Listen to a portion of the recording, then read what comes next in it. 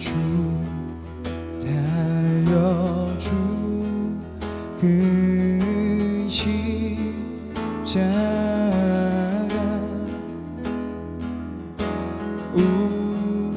우리가 생각할 때에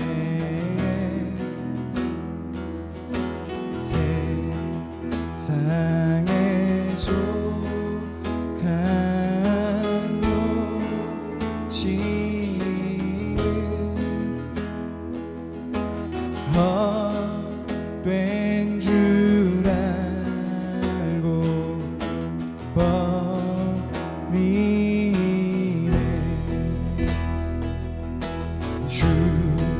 죽으신 구주 함께는 자랑을 하게 하소서.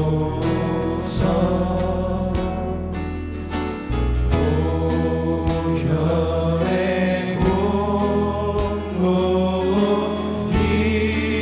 입어서 교만한 마음. 그렇습니다. 주님을 찬양합니다. 오 놀라운 십자가, 오 놀라운 십자가, 오 놀라운 십자가, 날 위해 죽으신 주인의 생명원에. 오 놀라운 십자가, 오 놀라운 십자가, 오 놀라운 십자가, 모두 함께 주의 은혜를 찬양하리.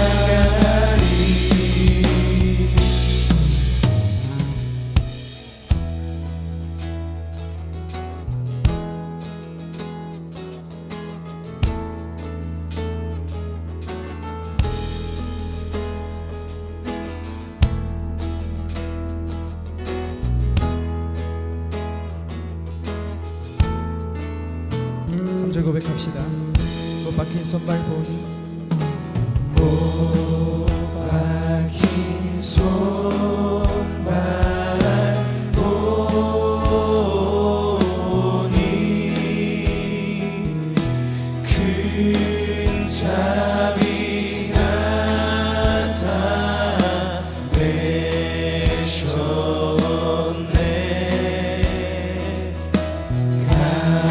가시로 만든 면류관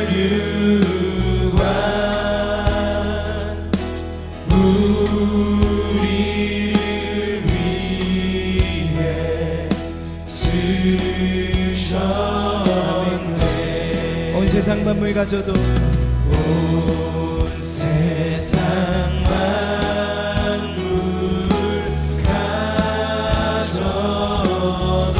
주 은혜 못 따라갔겠네. 주 은혜 못 따라갔겠네.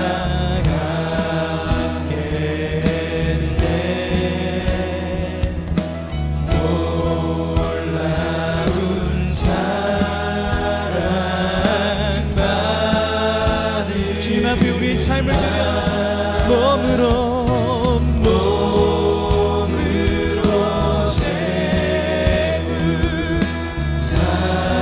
믿음으로 고백합시다. 오 놀라운 십자가, 오 놀라운 십자가, 오 놀라운 십자가, 날 위해 죽으신 주인의 선포하며 고백합시다. 오 놀라운 십자가, 오 놀라운 십자가, 아멘. 오 놀라운 십자가, 모두 함께 주 한번 고백합시다. 주님의 놀라운 십자가를 찬양합니다. 오 놀라운 십자가, 오 놀라운 십자가, 날 위해 죽으신 주인의 생명. 아멘. 우리 십자가의 그 사랑을 고백합니다.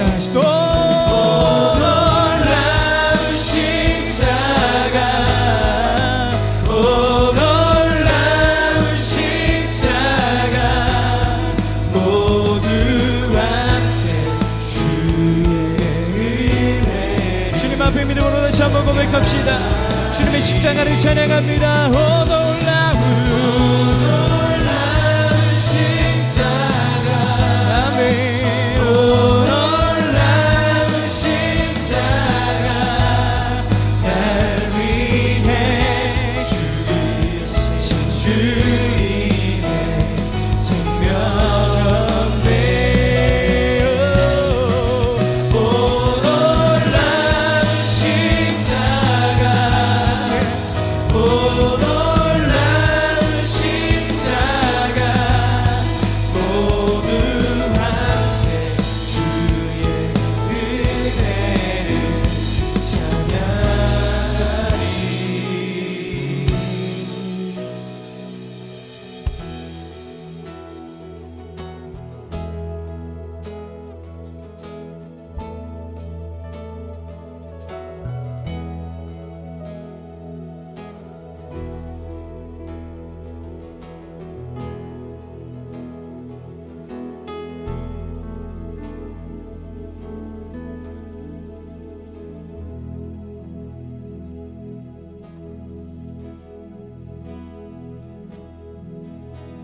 주 사랑해요 엄만나요 말로 다 할 수 없어. 주 사랑해요 찬양받아 주소서. 주 사랑해요.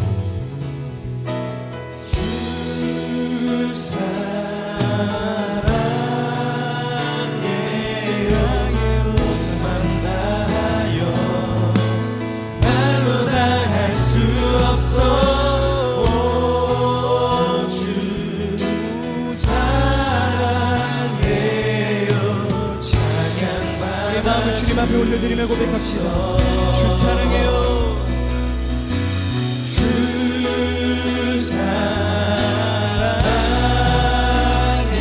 사랑해요 만나요 말로 다 할 수 없어.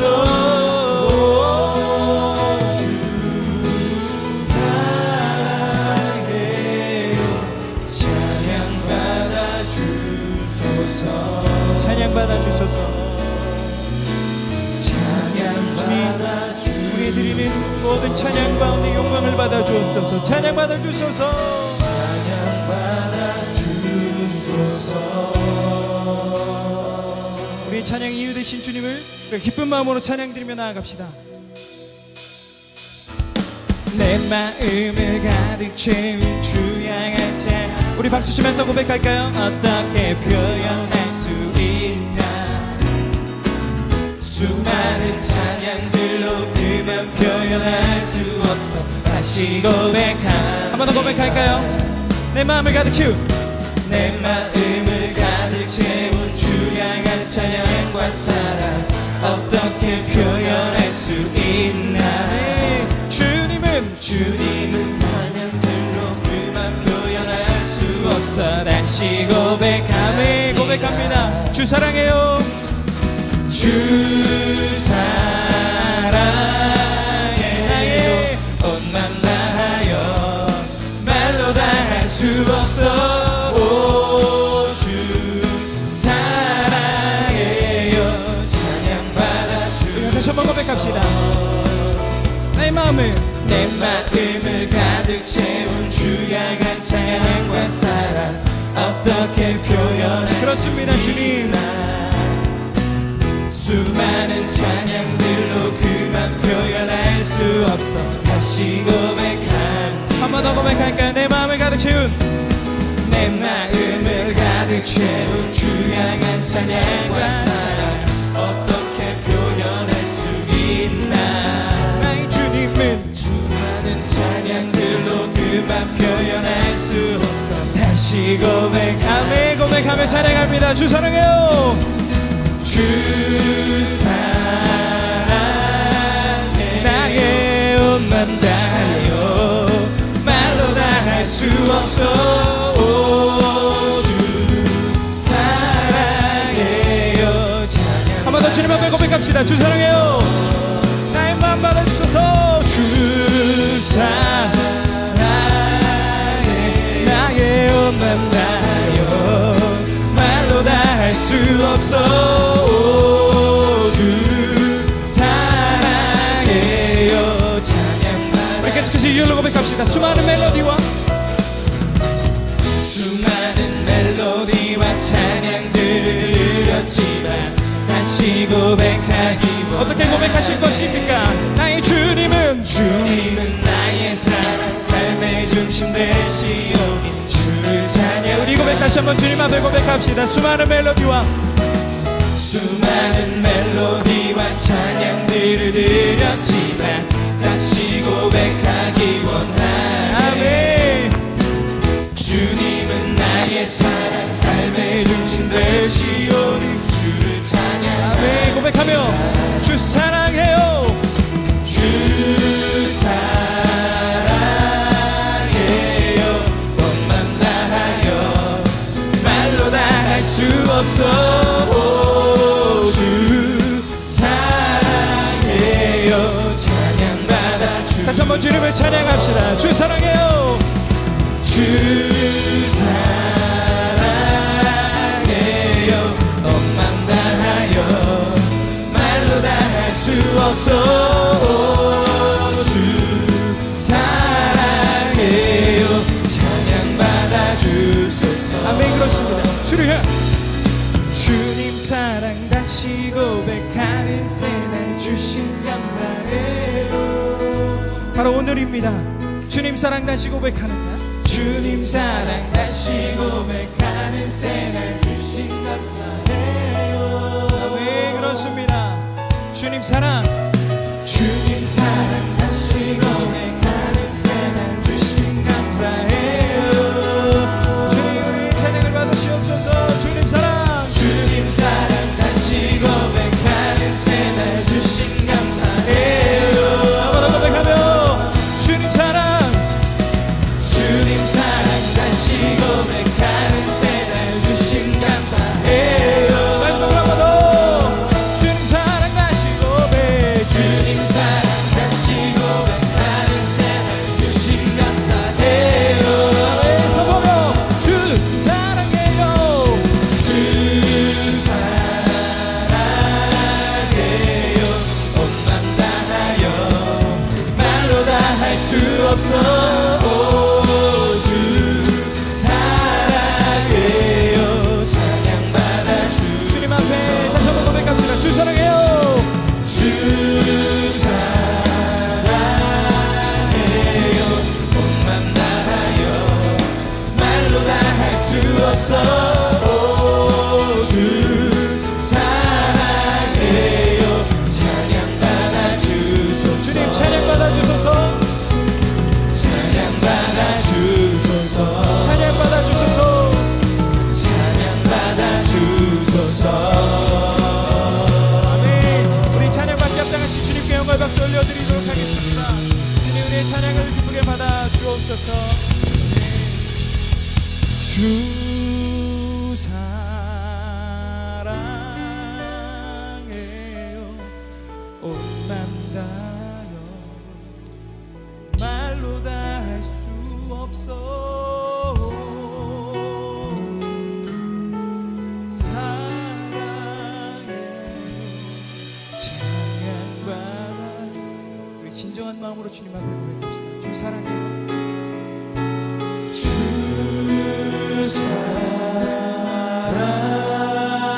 사랑해요 온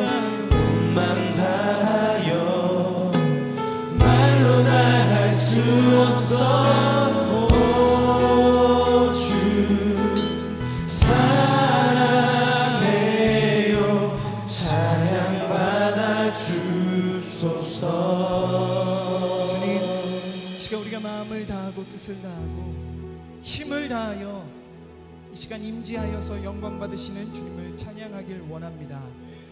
주님 이곳에 임하셔서 우리의 입술의 찬양의 고백뿐만 아니라 우리의 마음으로 드리는, 우리의 영으로 드리는 찬양 가운데 홀로 영광을 받아 주옵소서.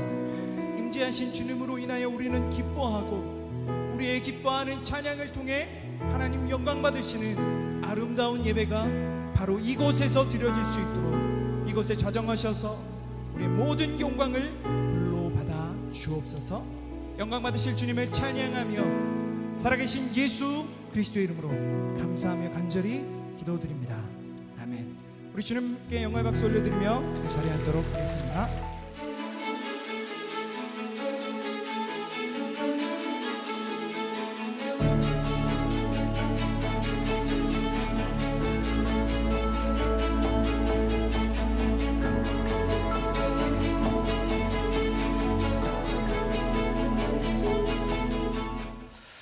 계속해서 레디컬 가스펠, 우리들에게 있어서 근본적인 본질적인 이 복음에 대한 문제를 나누고 있는데, 오늘 성공이라고 하는 우상, 이런 말씀을 나누려고 합니다. 제가 언젠가 이 분당에 있는 창조교회 홍기영 목사님의 더 가까이라고 하는 책을 소개한 적이 있습니다. 이 목사님이 안식년을 지나면서 하나님과의 친밀함, 이 부분에 대해서 많이 고뇌했던 그런 책이고, 그 책 중에 작은 소제목으로 이런 부분이 있었습니다. 주님이 주님인가? 그 질문 가운데서 이 홍 목사님은 만약 램프의 요정 지니가 실제로 존재하고 내 앞에 있다면 우리는 지니에게 소원을 빌 것인가? 아니면 예수님께 소원을 빌 것인가? 이런 질문을 던지고 있습니다. 물론 우리는 아무 생각하지 않고 주님 이라고 이야기할지 모르지만 실제로 지니가 내 앞에 있다면 마음이 좀 흔들릴 수 있겠다는 생각이 듭니다. 여러분, 주님과 지니 중에 누구를 택하시겠습니까? 왜냐하면 지니는 이렇게 비비면 나오지만 주님은 간절히 기도해도 대답이 없으실 때가 있습니다. 지니는요, 3가지 소원을 말하면 무슨 소원이든지 다 들어줍니다.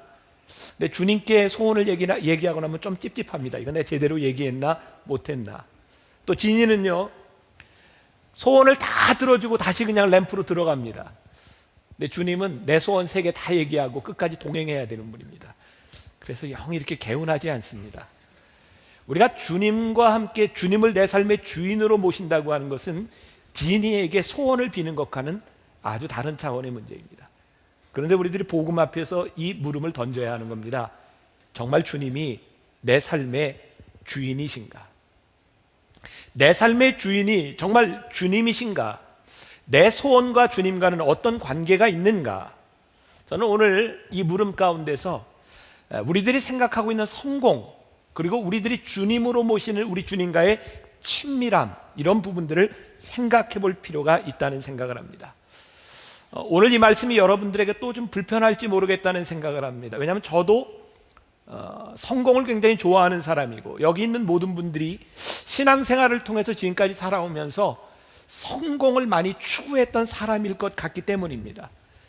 근데 제가 복음에 대한 말씀을 이렇게 준비하면서 저에게 깨닫게 된 것이, 이 성공이라고 하는 단어가 복음과 대치되는 것이 참 많다고 하는 것을 깨닫게 되었습니다. 복음이 하나님의 역사라고 생각한다면 우리들이 추구하는 성공은 내 열심일 때가 참 많다는 생각이 들었습니다. 진짜 복음적인 사람이 된다고 하는 것, 우리들의 삶에서 나타나는 겉의 표적이 아니라 사실은 내면적인 관계여야 할 테인데, 진짜 여러분들이 예수님을 믿는다고 하면서 신앙생활을 하면서 여러분들이 추구하는 것이 주님과의 친밀함인가, 아니면 외적인 자랑인가? 우리는 그동안 수없이 많은 간증들을 들어왔습니다. 그 간증들이 대개 어떤 내용이든가요? 주님과의 친밀함을 간증하든가요? 아니면 내 속에 있었던 외적인 어떤 증거들을 간증하고 있든가요? 우리는 성공, 예수 믿고 성공, 하나님 믿고 성공하는데, 사실은 그 성공하면서 우리들이 우상을 섬기는 것처럼 오히려 하나님과 멀어져 가고 있다면, 우리들이 복음 앞에서 우리의 성공을 다시 한번 보아야 되지 않겠는가? 오늘 본문 말씀에 참 쉽지 않은 말씀입니다. 영광스러운 즐거움으로 기뻐하니 라고 하는 말씀이 있어요. 오늘 여러분들에게 또 이런 질문을 던지고 싶습니다. 여러분들은 성공으로 기뻐하십니까? 아니면 영광스러운 즐거움으로 여러분들은 기뻐하십니까? 여러분들에게 성공이 없어도 여러분들 속에 영광스러운 즐거움이 존재할 수 있는 것입니까? 현상이 아닌 친밀함이라고 하는 것은 우리들에게 무엇일까? 저는 참 많이 교인들이 그런 고민을 하는 것을 봅니다. 제가 그렇게 기도하고 눈물을 흘려도 저에게 대답이 없어요. 주님, 저를 좀 만나주세요. 간절히 구합니다. 그렇게 기도하다가 좌절을 느끼면, 아무 일도 일어나지 않으면 나는 주님과 관계없는 사람이라고 생각하고 떠나가는 사람들도 봅니다. 근데 저는 좀 반대로 생각해 보게 되었습니다. 정말 당신이 주님과 관계없는 사람이라면 그렇게 주님 앞에 눈물을 흘릴 수 있겠습니까? 정말 당신이 주님과 아무 관계가 없는 사람이라면 그렇게 절실하게 무릎 꿇고 기도할 수 있겠습니까? 혹시 여러분들 길가를 지나가다 지하철을 타다가 기다리고 있는 사람을 딱 붙들고 나 사랑해요, 안 사랑해요? 이렇게 묻는 사람이 있어요? 뭐라 그럴까요? 저런 미친, 아무 관계도 없는 사람에게 우리는 묻지 않습니다. 그 사람에게 우리는 대답 들으려고 하지 않습니다. 그 사람이 나를 어떻게 생각하든 그것은 아무 문제가 없습니다. 내가 누군가를 향해 당신 나 사랑합니까? 라고 말을 한다면 그 대답을 듣던 듣지 못하던 그 사람은 나에게 이미 중요한 관계 속에 있는 사람입니다. 사랑하는 여러분, 만일 여러분들이 하나님 앞에 무릎을 꿇고 눈물을 흘리며 주님 저를 사랑하시나요? 주님 저의 문제를 가지고 있는데 주님 제 문제를 들으시나요? 라고 여러분들이 기도하고 있다면 염려하지 마십시오. 여러분들은 주님과 친밀함 가운데 있는 것입니다. 여러분들에게 어떤 현상이 나타나는 것보다 더 중요한 것이 있는데 그것은 주님과의 사랑 가운데, 친밀함 가운데 있다는 증거이기 때문입니다. 오늘 저에게 떠오른 찬송이 하나 있습니다. 저장미꽃 위에 있을, 가사가 너무 좋아요. 저장미꽃 위에 있을 아직 맺혀 있는 그때에 귀에 은은히 소리 들리니 그 음성 분명하다. 저장미꽃 위에 있을 아직 맺혀 있는 그때 귀에 은은히 소리 들리니 주 음성 분명하다.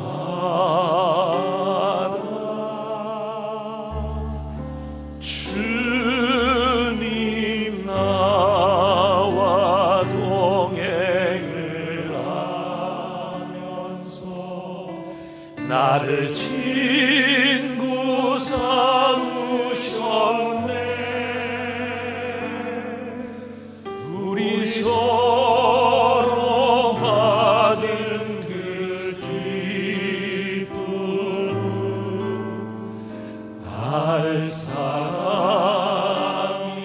없도다. 이 찬송은 저에게는, 저희 가정에게는 굉장히 특별한 찬양입니다. 저희도 어려운 때가 있었죠. 저희 아버님, 어머님 개척하고 힘들 때 저희 어머님이 기도원회를 참 많이 다니셨어요. 그때 기도원에서 기도 중에 이 찬양을 배우셨어요. 그리고 이 찬양을 부를 때, 야, 그 찬양 내가 기도 중에 배웠는데 그게 무슨 찬양이니? 그때 저희 어머니에게 정말 하나님께서 위로를 주셨던 찬양이 이 찬양이었습니다. 제가 요즘 우리 부목사님들한테 가끔 그런 얘기를 듣는데 절대 누군지 밝히면 안 된다고 해서 저한테 누구라고 얘기는 안 하는데, 설교하다가 제가 노래를 시작하면 갑자기 은혜가 떨어진대요. 막 가슴이 조마조마하대요.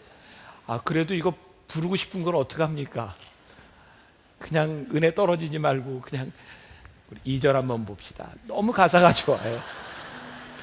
그 청한 주의 음성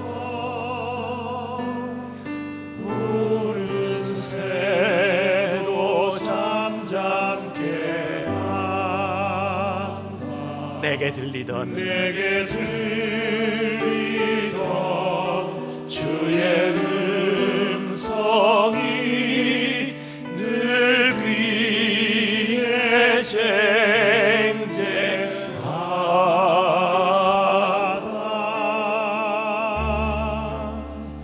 주님 나와 동행을 하면서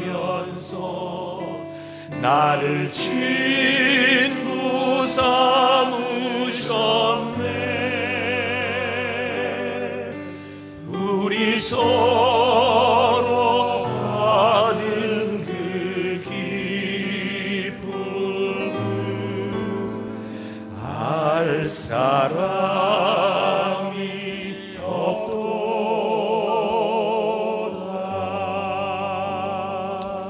요즘 이 찬송을 지은 사람은 아무것도 받은 게 없는 것 같아요. 단지 그의 마음을 기쁘게 했던 것이 있는데, 저장 밑꽃 위에 있을 아직 맺혀 있는 그때 귀에 은은히 들리는 그 소리, 그 청아한 주의 음성, 그것이 그를 기쁘게 만들었어요. 어떤 황홀한 체험, 우리들 속에 성공의 간증, 이것보다 더 중요한 복음의 핵심이 있다면 그것은 나와 가장 친밀함 가운데 내가 주님을 찬양하고 예배할 수 있는가. 팡세를 쓴 파스칼은 어느 날 성령의 불을 체험하고 그 일이 너무 귀해서 작은 천에다가 불이야라고 하는 글을 써붙였다고 합니다. 그런데 그의 전기에 보면 성령의 불을 체험하고 난 후에 이런 글을 남겼습니다. 그리고 그게 전부였다. 다음 날 아침에는 죄를 지을 만큼 충분히 회복되었다. 우리들이 원하는 성공이라고 하는 것, 우리들이 원하는 어떤 증거라고 하는 것, 그게 굉장할지 모르지만 그 기적이 사람을 바꾸지 않습니다. 그 체험은 어느 날 한순간 우리를 뜨겁게 할지 모르지만 우리를 다시 옛사람으로 돌려버리는지 모릅니다. 그래서 기적은 복음이 아니다, 성공은 복음이 아니다라는 생각을 하게 됩니다. 어떤 목사님의 책에 이런 글이 있더라고요. 남산타워 꼭대기에 올라가서 저기 인천 앞바다를 바라보니까 거기를 가고 싶은 겁니다. 근데 거기를 가고 싶은데 아무리 가고 싶어도 순간 이동을 할 수는 없더라는 겁니다. 내려와서 걷고 차를 타고 버스를 타고 지하철을 타고 가야 거기에 갈 수 있는 겁니다. 우리들이 주님과 동행한다고 하는 것이 무엇인지 아십니까? 어느 날 여러분들의 삶의 한순간 환상처럼 확 터지고 여러분들에게 기적이 나타나고 여러분들의 가슴을 뜨겁게 하는 것, 이것이 복음이 아니라, 그것이 여러분들의 성공이 아니라, 우리들이 꿈꾸는 그것이 아니라, 복음은 그런 것이 아니라, 우리의 성공의 여부에 달려있는 것이 아니라 주님과 함께 동행함에 우리들의 즐거움이 있는가. 많은 사람들이 그런 꿈을 꿉니다. 기도하며 우리들의 노력보다는 그냥 어느 날 떨어지는 어떤 요행, 그래서 우리의 신앙이 때때로 우상이 되어버리고 마치 노름을 해서 일확천금을 얻는 것처럼, 그렇게 한번 집회에 나오면 모든 문제가 다 해결되어지는 것처럼 생각하는 것. 그래서 단번에 해결하려고 합니다. 특별 기도회 때, 특별 부흥회 때. 요즘 세상하고 전혀 다르지 않은 것 같아요. 빠름 빨라야 되고 인스턴트, 뭔가 그냥 확 해결이 되어야 될 것 같은데, 그것이 우리들에게 성공이라고 생각하는데 실제로 그것이 성공이 아니더라 이 말이에요. 이스라엘 백성이 출애굽기 32장에 보면 애굽에서 400년 동안 종살이하다가 출애굽합니다. 그들이 많은 기적을 체험합니다. 홍해를 건너고 마라의 쓴물, 여러 가지 기적을 체험합니다. 이제 모세가 시내산에 올라가서 하나님의 계명을 받으러 갑니다. 40일 시내산에 머무르는 동안 이스라엘 백성이 기다리지 못합니다. 성경에 보니까 이렇게 되어 있어요. 백성이 모세가 산에서 내려옴이 더딤을 보고 모여 백성이 아론에게 이르러 말하되, 일어나라, 우리를 위하여 우리를 인도할 신을 만들라. 이 모세 곧 우리를 애굽 땅에서 인도하여 내는 사람은 어찌 되었는지 알지 못함이니이다. 그들이 생각했던 것보다 빠르지 않은 더딤을 바라보며 그들은 우상을 만들기 시작합니다.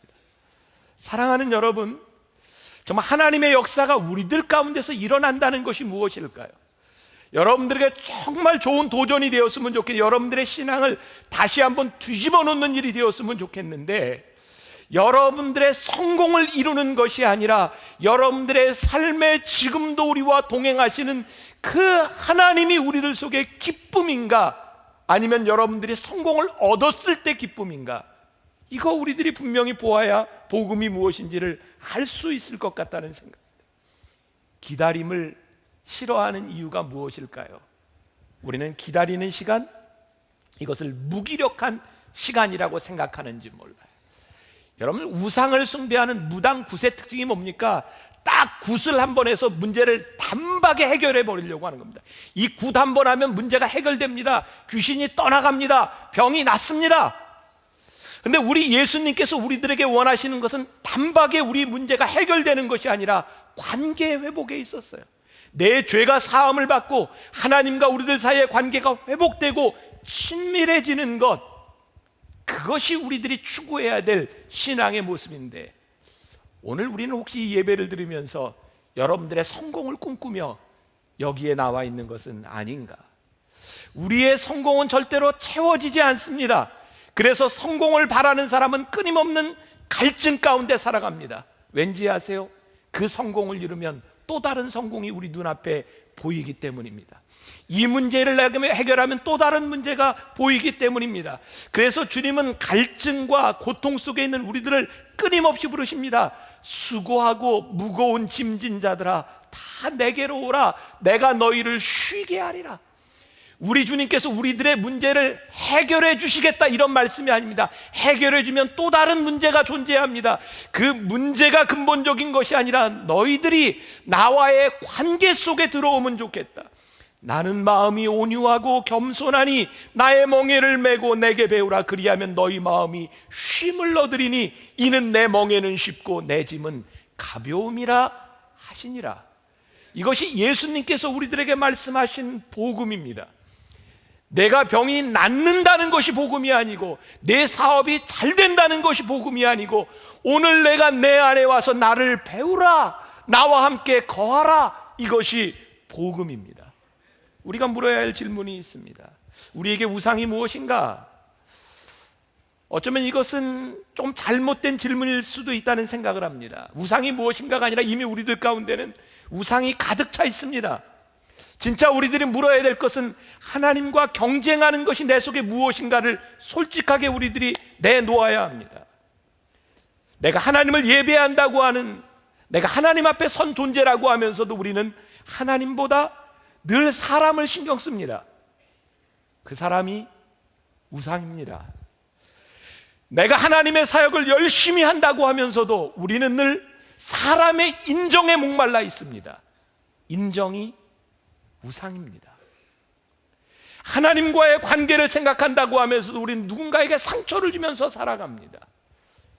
우리의 우선순위를 모르는 것이 아니라 우리의 우선순위를 가로막고 있는 것, 이것이 무엇인지를 우리들이 분명히 알아야 합니다. 여러분, 성공에 중독되면요, 우리는 계속해서 더 많은 것들을 열망하기 시작합니다. 성공에 중독이 되면요, 거짓말하고요, 남을 속이고 모함하고 피해를 주는 일들을 너무나 쉽게 합니다. 우리는 이렇게 말을 합니다. 나는 교회를 위해서입니다. 가정을 위해서입니다. 나라를 위해서입니다. 그런데 주변에 있는 우리들은 다 압니다. 그 사람이 얼마나 거짓되어 있는지. 왜? 그 사람은 성공을 향해 달려가고 있기 때문입니다.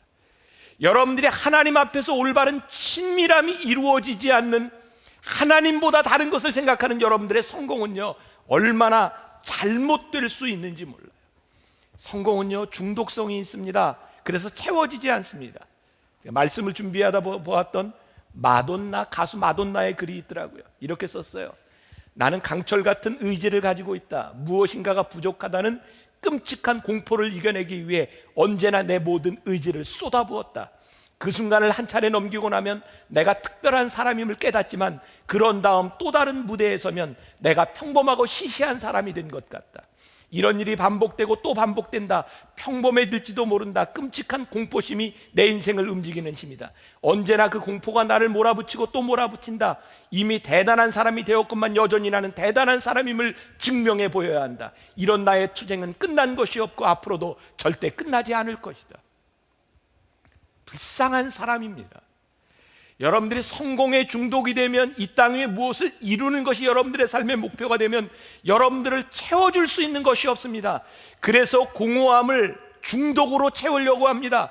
술로 채워지고, 포르노로 채워지고, 여자관계, 이성관계, 담배, 마약, 노름, 여러분들이 이 모든 것에서부터 헤어나오지 못하는 이유는 여러분들이 잘못된 성공의 우상에 중독되어 있기 때문입니다.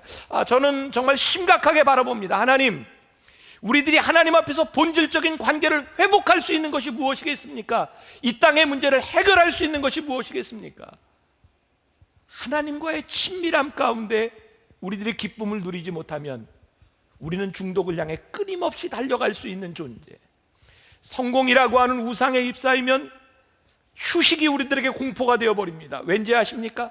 그 잠시 쉬는 시간 동안에 내가 잊혀질까 봐 두렵기 때문입니다. 성공을 따라가는 순간 하나님과의 친밀함의 관계가 깨어집니다.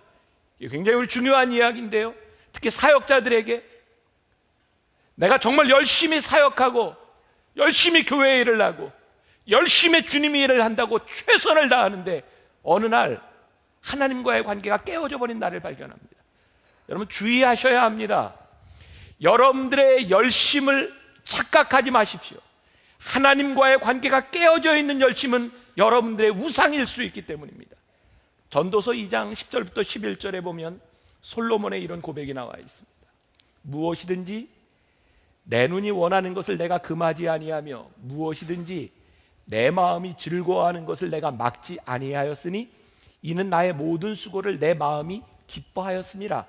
이것이 나의 모든 수고로 말미암아 얻은 몫이로다. 그 후에 내가 생각해 본즉 내 손으로 한 모든 일과 내가 수고한 모든 것이 다 헛되어 바람을 잡는 것이며 해 아래서 무익한 것이로다. 솔로몬이 평생을 열심히 살았어요. 얻어보려고 했어요. 달려갔어요. 어느 날 하나님과 멀어져 있는 자신을 바라보며 그가 수고했던 모든 것이 헛된 것임을 그가 깨닫기 시작합니다. 공허합니다. 여러분들이 아무리 성공했다고 생각하지만 그 성공이 여러분들에게 허무함을 가져다 준다면 여러분들은 우상을 따라갔을 뿐입니다. 진정한 성공은 우리가 그 자리에서 어떤 사람이냐에 대한 문제이지 여러분들이 원하는 것을 얻는 것에 대한 문제가 아니라는 사실입니다. 성공이라고 하는 우상에 사로잡히면 소중한 관계들이 깨어지고 관계들이 희생됩니다. 성공이라는 우상에 사로잡히면 사람들의 인정에 목을 매기 시작합니다. 이게 참 불쌍한 사람입니다. 일과 자기 자신을 혼동하기도 합니다. 직장에서 잘려나가면 내 인생이 끝난 것처럼 생각을 하기도 합니다. 누가 내 일에 대해 비난을 하면 내 인격이 비난을 받은 것처럼 생각하기도 합니다. 마치 세상의 줄이 끊어지면 내 모든 것이 끊어진 것처럼 생각합니다. 그 성공의 우상에 매어들린 사람은 어느 날 한순간에 휩쓸리고 마는 것을 봅니다. 복음이 무엇입니까? 이 세상이 어떻게 변하고 이 세상에 어떤 일이 일어나더라도 네가 나를 통해서 내 안에서 기뻐하고 즐거워할 수 있느냐, 우리들에게 물으시는 겁니다. 목회자들에게도 이런 현상들이 얼마나 많이 일어나는지 몰라요. 목회하는 교회에서 성도가 아무리 늘어나도 만족이 되지 않습니다. 성공이 우상이 되기 시작하면 이 교회의 목적이 사람들을 그리스도에게로 인정하는 것이 아니라 누군가에게 내 목회를 인정받아야 되기 때문에 발버둥 치기 시작하는 겁니다. 여러분, 제가 이야기하는 건 어떤 특정한 교회를 이야기하는 게 아닙니다. 옛날 우리들이 다 그랬어요. 교회마다 제일이라는 거, 중앙이라는 이름을 참 많이 붙였습니다. 분당에서 제일교회가 되든지 분당에서 중앙교회가 되든지 강남에서 제일교회가 되든지 강남에서 중앙교회가 되든지 한국 제일교회가 되든지 그것도 모자라서 이제는 세계로 세계 나오더니 이제는 우주까지 나와서 우주선교교회도 나왔어요. 우리들이 점점 더 커져야 된다고 생각합니다. 한 단계 더 높아가야 된다고 생각합니다. 이 사람보다 비교해서 내가 조금 더 나아야 된다고 생각을 합니다. 그런데 아무리 그렇게 이름을 짓고 아무리 그렇게 따라가도 내가 그 성공을 기뻐할 수 없는 겁니다. 왠지 아십니까? 내가 이 자리에 와 있으면 다른 자리에 가 있는 그 사람이 있기 때문입니다. 하나님이 오늘 우리들에게 바라시는 것이 무엇일까요? 우리들이 주 안에서 누릴 수 있는 것이 무엇일까요? 지난 8월에 여러분들 보셨는지 한 청년의 몰락을 보았어요. 그런 책을 쓴 사람이에요. 스펙보다 열정. 그 책 아세요? 김원기라고 하는 청년이 세상에 실업계 출신으로 대불대를 다니다가 편입을 해서 연세대에 들어가고 졸업도 하기 전에 삼성 SDS의 특채가 됐고 그래서 2012년 6월에 스펙보다 열정이라고 하는 책을 써서 센세이션을 일으켰습니다. 근데 책 나오고 보름 만에 SDS가 삼성이 그런 사람 입사한 적 없다고 발표를 했고, 출판사에 2천만 원 손해배상을 했고, 연세대에서도 아니라고 제적을 했고, 신문사에도 전화를 했답니다. 왜 그런 일을 했습니까? 성공하기 위해 거짓말을 했습니다. 여러분들이 하나님의 관계가 아니라 여러분들의 삶에 성공에 목매기 시작할 때 하나님을 믿는 여러분들이 얼마나 쉽게 타락할 수 있는지 아십니까? 여러분들이 이루려고 하는 그 꿈을 이루기 위해서 하나님과의 관계가 얼마나 쉽게 포기될 수 있는지 아십니까?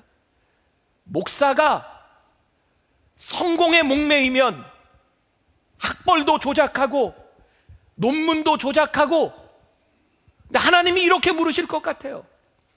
내 논문과 내 학벌이 나와 무슨 상관이 있냐?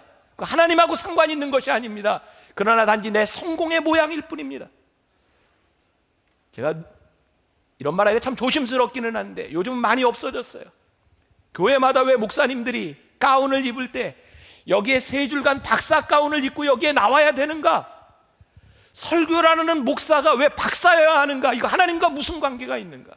이런 말을 하는 제가 완전하게, 저도 많은 허물이 있을 겁니다. 누군가 저에게 지적을 해줘야 될 겁니다. 그러나 분명한 것은 우리들이 하나님의 일을 한다고 할 때 하나님과의 관계에 있어서 그 관계 이외의 것이 내 성공을 보장해 준다고 생각할 때 그것이 얼마나 우리를 비참하게 만들 수 있겠는가? 이게 목사에게만 해당되는 얘기일까요? 오늘 여러분들의 삶에 똑같이 해당되지 않겠습니까? 여러분들이 하나님의 사람으로 살아가는데 하나님과의 관계에 상관없는 그 어떤 것이 여러분들의 성공이 우상이 되어버릴 때, 마태복음 16장 26절에서 예수님은 사람이 만일 온 천하를 얻고도 제 목숨을 잃으면 무엇이 유익하리요?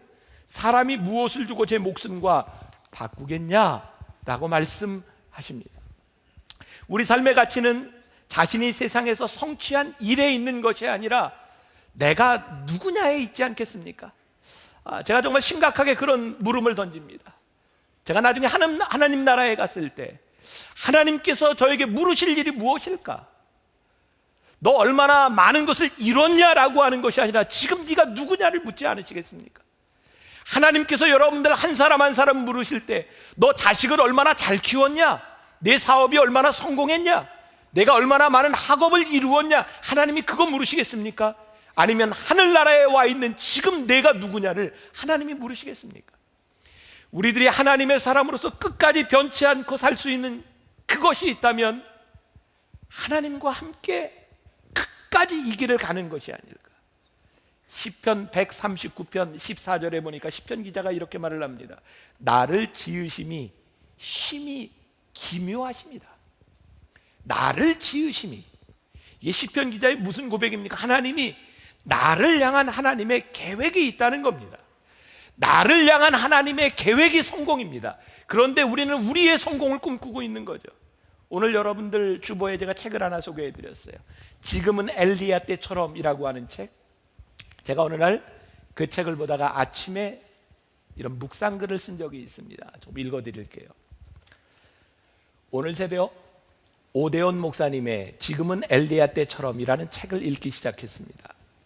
어쩌면 성공을 만들고자 하는 사람들이 가장 두려워하는 것, 숨겨짐, 잊혀짐이 얼마나 필요한 것임을 알려주는 구절이 있습니다. 그런데 오늘날 우리는 사역 중에 한동안 우리를 숨기기 원하시는 하나님의 뜻을 종종 회피합니다.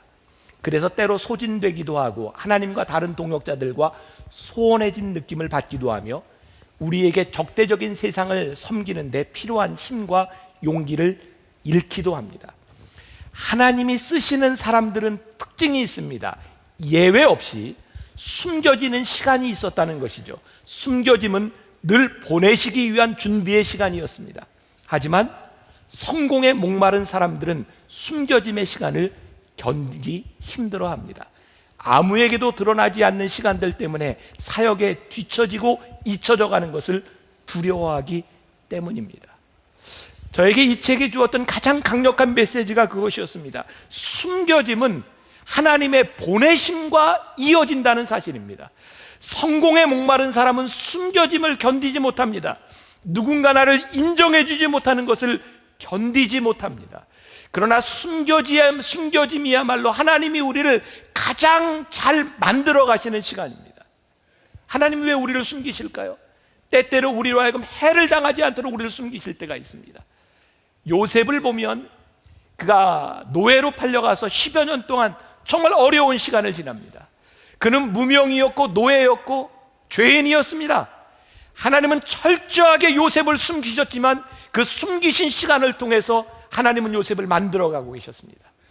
오늘 여러분들이 드러나는 것이 성공이 아닙니다. 하나님의 숨겨짐 가운데 여러분들이 그 시간을 지나가고 있는 것이 성공입니다. 또 숨겨짐은 하나님이 우리를 무너뜨릴 수도 있는 과도한 인기나 분주함 가운데서 우리를 보호하신다는 사실입니다. 하나님과의 친밀한 관계가 회복되기를 원하셔서 우리를 숨기실 때가 있다는 사실이에요. 어쩌면 이 설교를 준비해 놓고 저에게 이렇게 큰 은혜가 임했는가. 화요일 날 새벽에 결석으로 병원 응급실에 갔어요. 제가 참 이 결석이 벌써 7번째인데 요즘은 그런 생각해. 사도 바울의 가시가 혹시 결석 아니었나? 사도 바울이 그 가시가 있을 때마다 얼마나 힘들었겠습니까? 뭔지 모르겠어요. 아무것도 할 수 없는 겁니다. 이 결석이 죽을 병도 아닌데 요로 결석이 오면요 아무것도 못해요. 아파서. 근데 그게 얼마나 감사한지. 내가 아무것도 못해도요 목회에 아무 지장이 없다는 걸 하나님이 너무나 명백하게 가르쳐 주세요. 너 쉬어도 돼. 그렇구나. 가시구나. 가시는 하나님의 존재를 너무나 명백하게 깨닫게 하시는 거예요. 그럼 저는 이번에 이런 생각도 했어요. 문제가 없는 것이 축복이 아니라 문제를 이기는 것이 축복이다. 왠지 아세요? 저 가끔 이런 설교했어요. 제가 좀 잘못됐었나라는 생각을 하거든요. 사람들이 뭐 교통사고를 나거나 이랬을 때 다치지 않은 것에 대한 감사 많이 하잖아요. 그죠? 여러분 사고 났을 때 이 사고에서 우리를 지켜주니 하나님의 은혜. 근데 종종 목사님들은 이런 얘기를 합니다. 아니 교통사고 나서 안 다친 것은 감사하면서 사고 안 난 것은 감사 안 해? 따지고 보면 그렇죠. 근데 인간은요 태생적으로 사고가 안 나면 감사를 몰라요. 제가 깨닫게 된 겁니다. 그렇구나. 문제가 없는 게 감사가 아니라 문제 가운데 하나님을 깨닫고 하나님을 의식하고 하나님을 고백하는 것이 감사구나. 문제가 없는 거 분명히 감사한 일입니다. 그러나 문제가 해결되고 문제 가운데서 하나님의 친밀함을 회복되는 것이야말로 정말 감사라는 생각이 들어요. 또 짧은 시간이지만 제가 또 이제 다시 병원을 들어가야 될 텐데 이 짧은 시간 하나님이 나를 숨기시는 이 시간, 제가 며칠 동안의 스케줄을 다 이렇게 포기해야 되는 그 순간에도 아무 문제가 없다는 겁니다. 그래, 하나님이 나를 숨기시는 그 시간에 내가 안달할 필요가 없어. 이건 저의 자그마한 가시에 대한 문제이지만 여러분들의 삶의 성공, 여러분들의 사업의 어려움 가운데서 여러분들이 숨겨지고 여러분들이 누군가의 인정을 받지 못하고 혹시 여러분들이 학업의 실패 가운데서 직장의 어려움 가운데서 여러분들이 누군가에게 어려움을 당하고 숨겨질 때 우리들이 깨달아야 하는 것이 있습니다. 나와 하나님과의 친밀한 관계가 유지되고 하나님이 나를 쓰신다면 하나님께서 나를 보내실 때가 온다. 그것이 우리들의 믿음이고 그것이 복음이 아니겠는가. 왜 하나님이 우리를 부르셨으면 우리를 쓰시지 않겠습니까? 오대원 목사님의 마지막 이야기, 저는 그 내용을 잘 몰랐어요. 오대원 목사님이 왜 한국을 떠나게 됐는지. 1986년 가족이 25년 동안 섬기던 한국을 갑자기 강제로 떠나게 되었답니다. 그때 하나님께서 이런 말씀을 주셨대요. 내 아들아, 내가 나의 사랑 안에서 쉬는 이곳, 나의 임재 안에 바로 너의 집이다. 너의 사역은 내 이름으로 위대한 행위를 하는 것이 아니라 내가 너를 사랑하는 것처럼 너도 나를 사랑하고 나의 영광을 위해 내가 너를 쓸 것을 신뢰하는 것이다. 오대원 목사님이 25년 동안 사역하던 한국을 쫓겨나서 실패했다고 생각하고 나에게 왜 이런 일이 일어났는가.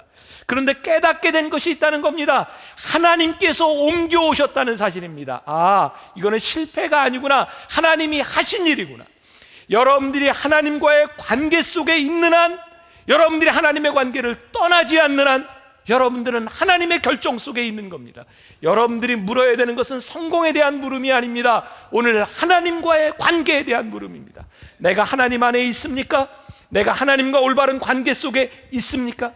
성공을 쫓아가면 하나님을 잃어버립니다. 그러나 하나님을 쫓아가면 하나님이 임하시는, 하나님이 함께 하시는 성공이 우리를 따라오기 시작합니다. 성공이라는 우상을 깨야 성공합니다. 이 말이 좀 잘못 들리나요? 이상하게 들리나요? 성공이라는 우상이 깨어져야 하나님 안에 진정한 우리의 인생의 성공이 있습니다. 진정한 성공이란 그런 것입니다. 우상 숭배가 아니라 하나님과의 친밀함으로 일어나는 일. 성공, 끝까지 여러분들 하나님의 사람으로 남아있는 것, 그것이 성공입니다. 두려운 마음으로 여러분들의 그런 선포를 하고 싶어요. 제 목회의 성공, 뭐가 성공입니까? 끝까지 만나교회 담임 목사로 남아있는 것이 저희는 성공입니다. 여러분들에게 성공이 무엇입니까? 끝까지 하나님과 동행하는 삶을 살아가는 것, 그것이 성공입니다. 혹시 여러분들 가운데 가려진 시간을, 숨겨진 시간을 지나가는 분이 있습니까? 너무 안달하지 마십시오. 조바심 내지 마십시오. 하나님이 여러분들을 쓰시고 여러분들을 보내실 것이기 때문입니다.